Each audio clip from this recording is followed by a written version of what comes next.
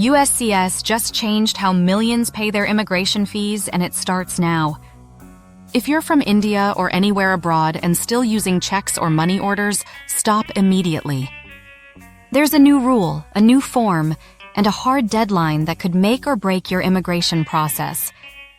This update impacts students, H-1B professionals, green card applicants, basically everyone. Get it wrong, and your entire file could be rejected. USCIS has kicked off a modernization drive.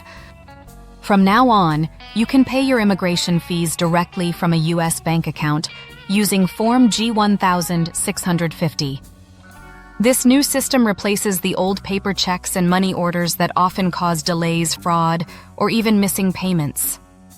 Starting October 28, 2025, there are only two accepted payment methods: Form G-1650 for U.S. bank debits and Form G-1450 if you're paying by credit or prepaid cards. The Indian community is already reacting.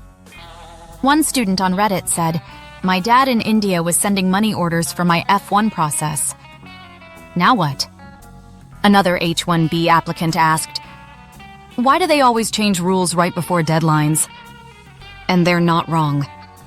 This shift directly affects Indian families supporting their children abroad, students applying from overseas, and professionals renewing green cards.